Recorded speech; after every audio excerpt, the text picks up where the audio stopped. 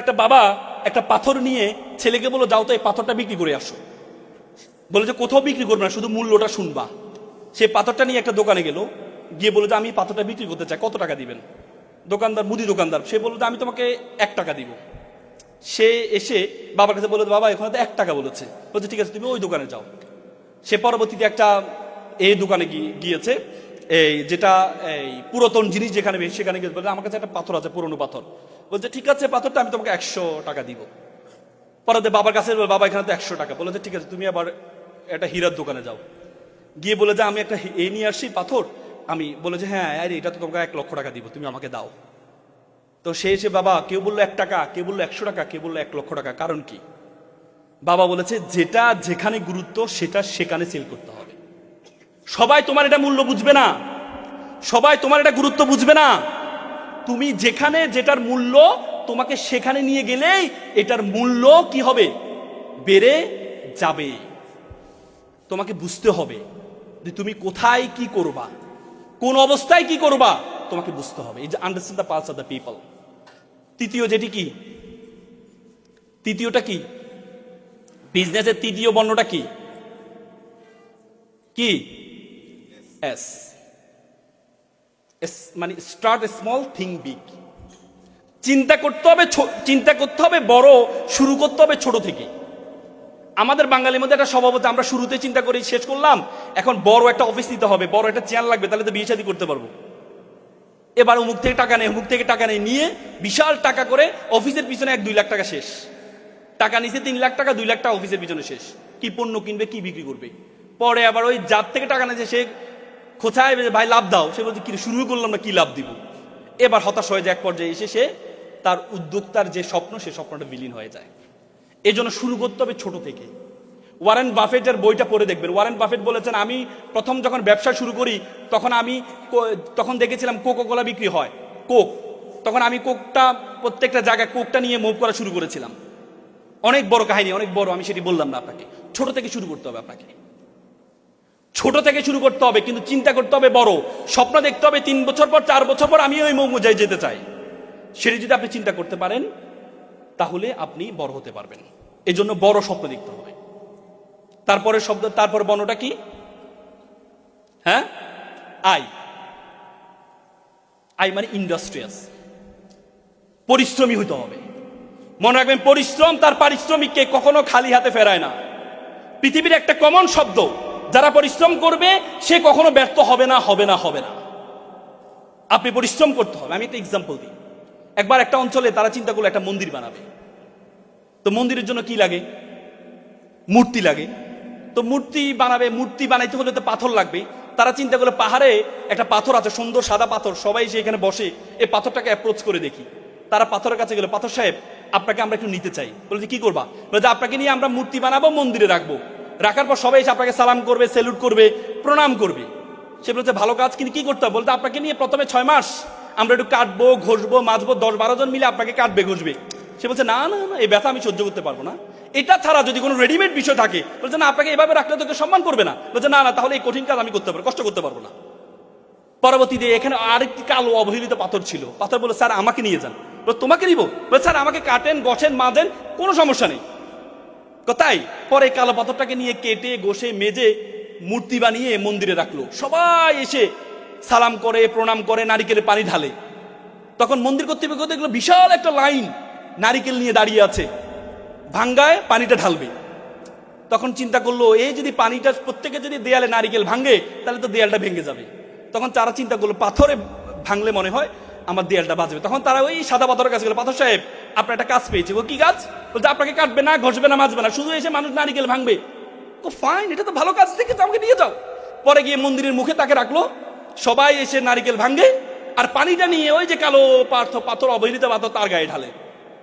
সবাই এসে জুতোর পিতি খুলে গেলে তার পাথর উপর জুতা রাখে, তার পিতি লাগায়। সে বলে কি রে বেটা, আমি ছিলাম সবচেয়ে সম্মানিত, সবাই আমাকে অ্যাপ্রোচ করতো, সালাম করতো, প্রণাম করতো, আর আজকে আমাকে সবাই আসতে যাতে লাথি মারে, জুতোর পিতি লাগায়, নারিকেল ভাঙে, আর পানিটা ওই যে কালো মূর্তি, যার কোনো ভাবসাব ছিল না, যার কোনো সম্মান ছিল না, তার উপর ঢালে, তাকে প্রণাম করে।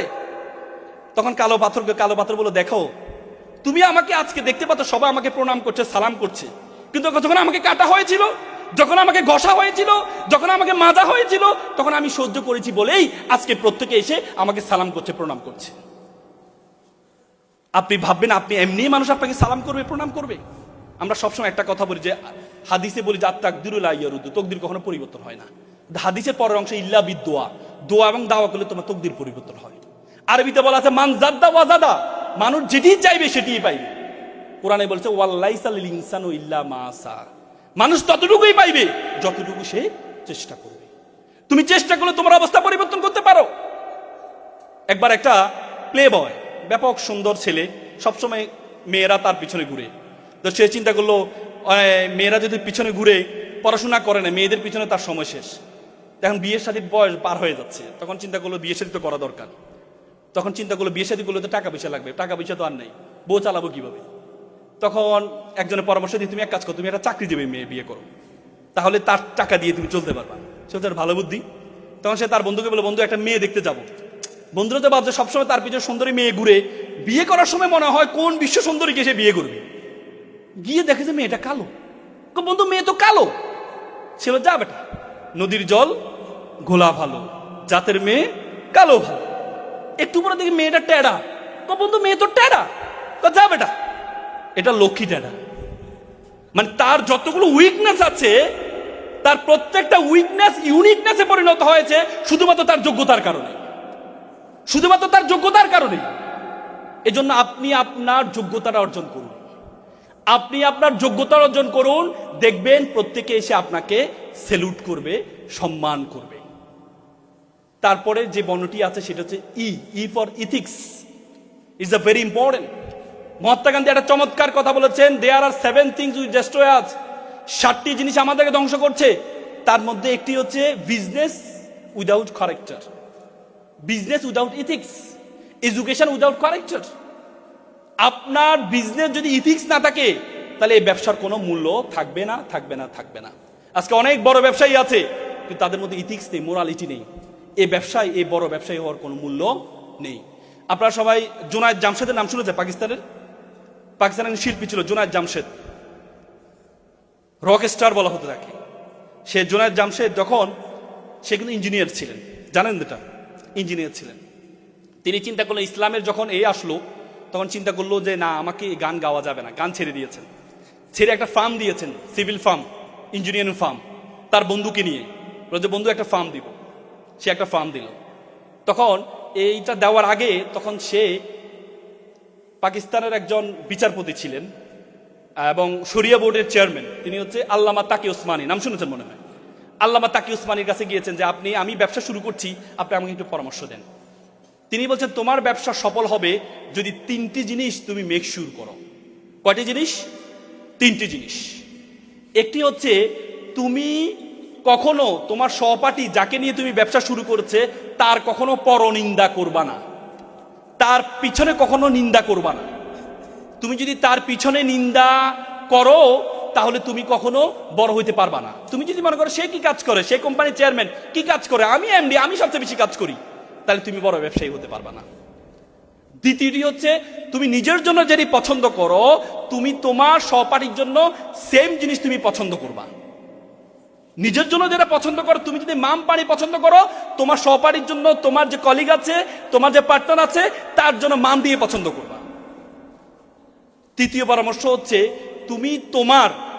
তুমি তোমার যে ব্যবসায় যে লাভবান হবা, যে প্রফিট তুমি গ্রহণ করবা, সেই প্রফিটের একটি অংশ আল্লাহর জন্য ডাইরেক্টরশিপ রাখবা। তোমার যদি ডিরেক্টর 2 জন হয়, তাহলে 3য় নম্বর ডিরেক্টর হবে আল্লাহ তাআলা। তার মানে কি আল্লাহকে টাকা দিতে হবে? না। আল্লাহ কি টাকা নিজে গ্রহণ করে? না। গরিব দুঃখীর জন্য আল্লাহ বলছে উখরিজাতি লিন্নাস, আমি তোমাকে মানুষের কল্যাণের জন্য সৃষ্টি করেছি। কুনতুম খায়রা উম্মাত উখরিজাতি লিন্নাস, আমি তোমাকে মানুষের কল্যাণের জন্য সৃষ্টি করেছি। তুমি যদি কল্যাণটা নিশ্চিত করো, অন্যের জন্য খরচ করো, আল্লাহর জন্য খরচ করো, গরিবকে খাওয়াও, তোমার একটা রাখো, তাহলে তুমি কখনো ব্যবসায় ব্যর্থ হবে না। তার মানে এই 3টি জিনিস যদি তুমি মেক শিওর করতে পারো, তাহলে তুমি কখনো কি হবে না? ব্যর্থ হবে না, হবে না, হবে না। আমি আর কথা বাড়াবো না, অনেক কথা বলার ছিল, প্রত্যেকটা বর্ণ নিয়ে কথা বলার ছিল। আমি শুধু বলে যাচ্ছি, এনতে হচ্ছে নেগেটিভ অ্যাপ্রোচ থাকা যাবে না, নেগেটিভ অ্যাপ্রোচ থাকা যাবে না। তারপর এস, লাস্টে 2টি এস আছে। একটা এস ফর সফট স্কিল, আপনাকে দক্ষতা অর্জন করতে হবে। আপনাকে এমন একটা দক্ষতা অর্জন করতে হবে যে দক্ষতারা 10 জন থেকে আপনাকে পার্থক্য করে দিবে। এমন একটি দক্ষতা আপনাকে অর্জন করতে হবে। আপনার সবারই 10 জন, আপনি এমন একটা দক্ষতা আপনার আছে যে 10 জনের তো দক্ষতাটা নেই, তাহলে আপনি বড় হতে পারবেন। Soft skill, communication skill, speaking skill, বলতে পৃথিবীতে যত স্কিল আছে, speaking is the most final skill all over the skill. যত স্কিল আছে তার চেয়ে সবচেয়ে বড় স্কিল হচ্ছে কি? Speaking skill. নতুন মানুষের সাথে পরিচয় হওয়া। যত বেশি মানুষের সাথে পরিচিত পারবেন, যত বেশি মানুষের সাথে পরিচয় হবেন, সুন্দর কথা অ্যাপ্রোচ জানবেন, আপনি তত বেশি ভালো করতে পারবেন। কম্পিউটার স্কিল, আপনার ইঞ্জিনিয়ার, এটা তো আপনাদের জানাই আছে। আইটি স্কিল, এআই স্কিল, যতই দক্ষতা আছে সফট স্কিলগুলো আপনারা মেকশিওর করবেন। সর্বশেষ যে এসটি আছে সেটা হচ্ছে SWOT analysis. S for strength, W for weakness, O for opportunity, T for threat. এর 4টি অ্যানালাইসিস করবেন যে কোনো কাজ শুরু করার আগে। যে কোনো কাজ শুরু করার আগে। আমি সর্বশেষ হার্ভার্ড ইউনিভার্সিটি একটা গবেষণা হয়েছে, প্রায় 1500 জন নিয়ে তারা একটা গবেষণা করেছে। 1500 জনের মধ্যে 1300 জন তারা জিজ্ঞেস করছে তুমি কি চাকরি করো টাকার জন্য নাকি ভালো লাগে এই জন্য করো। তার মধ্যে 1300 জন বলেছে আমি টাকার জন্য চাকরি করি, আর 200 জন বলেছে আমার ভালো লাগে এই জন্য কাজ করি। পরে দেখা গেছে 20 বছর পর সফলতার হার দেখেছে, তারা দেখেছে সবচেয়ে বেশি সফল হয়েছে যারা বলেছে আমি প্যাশনেট হয়ে কাজ করি, আমার ভালো লাগে এই জন্য কাজ করি, তাদের সফলতা পায় তাদের চেয়ে পায় 20 গুণ বেশি। এই জন্য আপনি যে কাজটা করবেন প্যাশনেট হয়ে করবেন, ভালো লাগে। 3 ক্যাটাগরিজ মানুষ আছে আমাদের পৃথিবীতে, একটা হচ্ছে ট্যুরিস্ট, একটা হচ্ছে প্রিজনাল মেন্টালিটি, একটা হচ্ছে ট্যুরিস্ট মেন্টালিটি, আর একটা হচ্ছে প্যাশনেট মেন্টালিটি। প্রিজনাল মেন্টালিটি মানে যে কারাগারের মতো, মা বাবা বলছে ডিপ্লোমা করো, ডিপ্লোমা করছি, মা বাবা বলেছে বলেই করি। আর আরেকটা হচ্ছে ট্যুরিস্ট মেন্টালিটি, করছি ভালো লাগলে থাকবো, নাহলে অন্যদিকে চলে যাবো। এটা ট্যুরিস্ট, ঘুরতে গেলাম ভালো লাগছে আবার ঘুরে ঘুরে চলে আসলাম। আরেকটা হচ্ছে প্যাশনেট মেন্টালিটি, থার্ড মেন্টালিটি।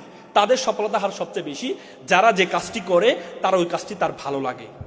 জাপানে একটা বই আছে কাইজান, লারা হার্ভে বইটা লিখেছেন। জাপানিরা কেন সফল সেখানে একটা গুণের কথা বলছে, ikigai, do what you can do the best, করো যেটি তুমি ভালো জানো। এজন্য আপনি যেটি ভালো জানবেন, যেটি আপনি ভালো জানবেন সেটি যদি আপনার সার্টিফিকেটের এগেনস্টও যায়, সে কাজটি আপনি করেন, দেখবেন আপনার সফলতা কেউ ঠেকাইতে পারবে না। এপিজে আব্দুল কালাম চমৎকার একটা কথা বলেছেন, প্রজাপতির পিছনে ঘুরিও না, ফুলের চাষ করো, প্রজাপতি তোমার পিছনে ঘুরবে। সকলে ভালো থাকবেন, সুস্থ থাকবেন। আসসালামু আলাইকুম।